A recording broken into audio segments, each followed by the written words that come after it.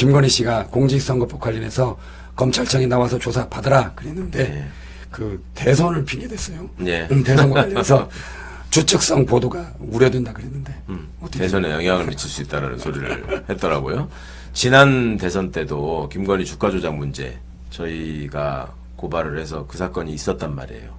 저희가 4월 초에 고발을 했고 5월 달에 그때도 똑같이 선거운동이 4월 말에 5월 초에 벌어지고 있었으니까 그때도 검찰이 출석을 요구했었는데 그거를 거부하는 논거로 대선에 영향을 미친다 이렇게 얘기를 했단 말이에요.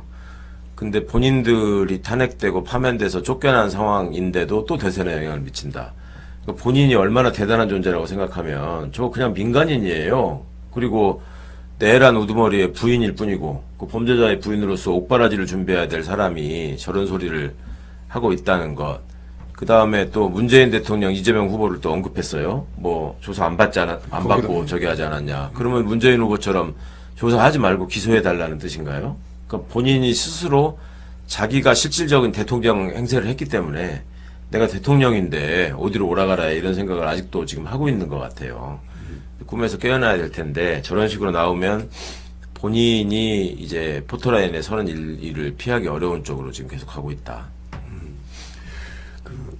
서부지법 그 관련해서 2명이 실형을 받았다고 합니다. 네. 그래서 1명은 징역 1년 6개월, 그다음에 다른 1명은 징역 1년을 받았는데 이 사람들은 반성문을 썼다고 그래요. 네. 그런데 나머지 90여 명은 여전히 공소 사실을 부인하고 그렇죠. 그다음에 영상이 조작됐다. 지금 그러고 있다는 거예요. 네. 이게 결국 중국 얘기도 하고. 이게 뭐 본인들한테 유리할 리 없잖아요. 이렇게. 그렇죠.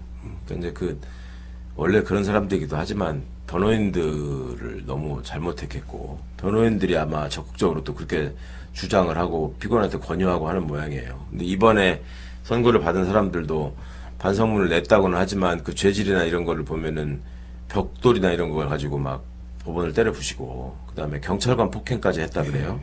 근데 아무리 개전회정이 있었다고 해도 징역 1년 6개월 1년 이거는 그냥 대한민국 법치주의의 근간을 파괴하려고 했던 테러범에게 가해지는 형으로는 그닥 그렇게 중하다고 보이지 않고 더 센 형벌을 받았어야 된다. 사법부에 도대체 양형 기준이라는 게 있는 거냐 이런 비판을 받아야 되는데 이제 더 한심한 거는 그 나머지 사람들이죠. 이 사람들이 지금 1년 내지 1년 6개월을 받으면 지금 계속 부인하면서 어거지를 쓰는 사람들은 무조건 징역 3년 이상이거든요. 근데 그런 생각을 하지 못하고 여전히 저 미몽에서 깨어나고 있지 못한 거를 보면은 이제 모르겠어요. 앞으로 이제 윤석열이나 한동훈이 대통령 될 가능성이 전혀 없어졌고 본인들은 반성문 쓴 사람들이 징역 1년 6개월 내지 1년을 받았다더라 이런 얘기가 나오면 내가 지금이라도 반성문 내면은 좀 줄어들 수 있을까 하면서 이탈하는 사람이 생길지도 모르겠는데 여튼 참 여러 가지로 이해할 수 없는 집단이고 이게 결국 뿌리를 따라가 보면은 이게 극우 파시스트들의 준동이라는 거라서 이럴 때 법원이 단호한 판결을 통해서 그 싹을 잘라야 되는데 이 사람들한테 과연 그런 인식이 있나 좀 걱정스럽습니다. 법원의 이런 태도가 현재로서는. 그리고 더 걱정되는 거는 피고인들의 미래죠. 저런 식으로 있다가 이제 전과자가 되고 실형 살고 나오면 이제 사회 불만 세력으로 예전에 히틀러도 감옥에 있으면서 나의 투쟁 써가지고 나와가지고 그 나치당을 만들고 한 거 아니에요. 예. 이제 그런 식의 어떤 사회자가 암으로 자라지 않을까 하는 걱정이 또 있습니다.